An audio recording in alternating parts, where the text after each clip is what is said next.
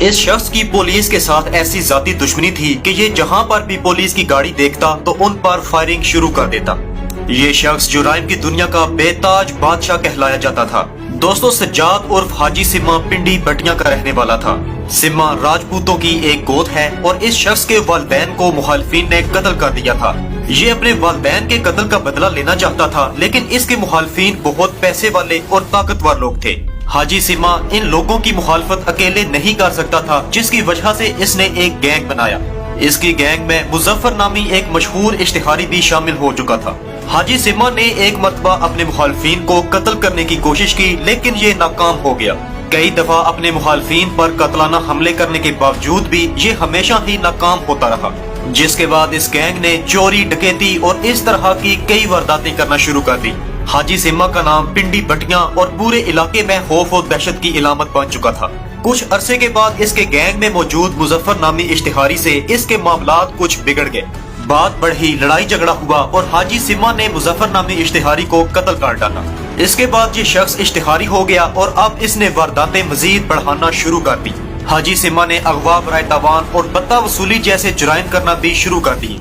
ये शख्स अमीर कबीर लोगों को फोन करता और पैसों का मुतालबा करने के साथ साथ उन्हें कत्ल करने की धमकियां भी देता। लोग इसके खौफ और दहशत की वजह से मजबूर होकर इसे बत्ता देने पर रजामंद हो जाते। इसी अरसा के दौरान हाजी सिम्मा पर कत्ल, अगवा, बराए तावान, डकैतियों और वारदातों के कई पर्चे दर्ज हो चुके थे, जिसकी वजह से हुकूमत ने इसके सर की कीमत 25 लाख रुपए मुकर्रर कर दी।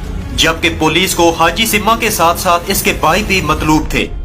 पिंडी बटिया में ये शख्स अपनी दहशत इतनी फैला चुका था कि जिसे भी ये पता लेने के लिए फोन करता, वो शख्स कभी भी इसके सामने इनकार नहीं कर सकता था।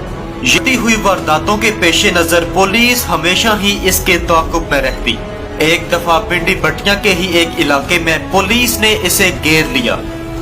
यहाँ पर बहुत बड़ा पुलिस मुकाबला हुआ जो कि 10 घंटे तक जारी रहा। हाजी सिम्मा ने एक घर में पनाह ले ली और दोनों तरफ से जबरदस्त फायरिंग जारी थी। इस दौरान पुलिस ने समझा कि शदीद फायरिंग के नतीजे में हाजी सिम्मा कत्ल हो चुका है। इस गलतफहमी की बिना पर पिंडी बटिया के SHO Syed Arif Hussain Shah elite force के 4 कमांडोज के हमरा उस घर में दाखिल हो गए, जबकि हाजी सिम्मा ने अपना दिफा करते हुए इन पर फायरिंग शुरू कर दी, जिसके नतीजे में मौका पर ही सैयद आरिफ हुसैन SHO और 4 पुलिस एहलकार कत्ल हो गए। जिसके बाद इस शख्स ने पुलिस से मुतालबा किया कि अगर वो अपने साथियों की जान बचाना चाहते हैं तो इसको फरार होने का मौका दिया जाए।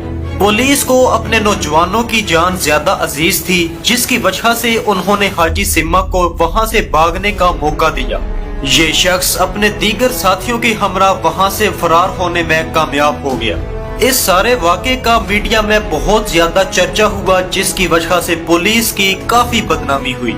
कुछ अरसा बाद पुलिस ने हाजी सिम्मा के भाइयों और बहनों को कत्ल कर डाला और इसके घर को आग लगा दी।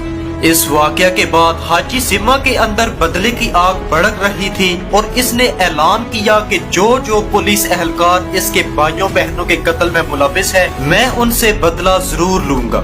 इस शख्स को उस वक्त पुलिस से इतनी नफरत हो चुकी थी कि ये जहां पर भी पुलिस की गाड़ी देखता तो उन पर फायरिंग शुरू कर देता। दोस्तों, कुछ ही अरसा के बाद हाजी सिम्मा के कुछ जानने वालों ने इसे दावत पर अपने घर में बुलाया। इन लोगों ने हाजी सिम्मा को नशा आवर चीज पिलाई और पुलिस को फोन कर दिया, क्योंकि ये लोग पुलिस के साथ मिले हुए थे।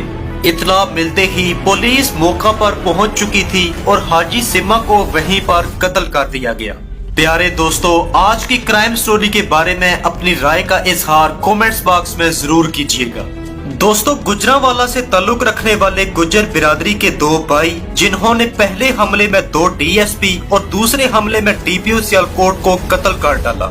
इसके साथ साथ मुस्लिम लीग के 2 MPs को भी कत्ल किया और दुबई के एक बैंक से 4 करोड़ रुपए की डकैती की। इन 2 भाइयों की ये दास्तान सुनने के लिए स्क्रीन पर दी गई वीडियो पर क्लिक कर दें।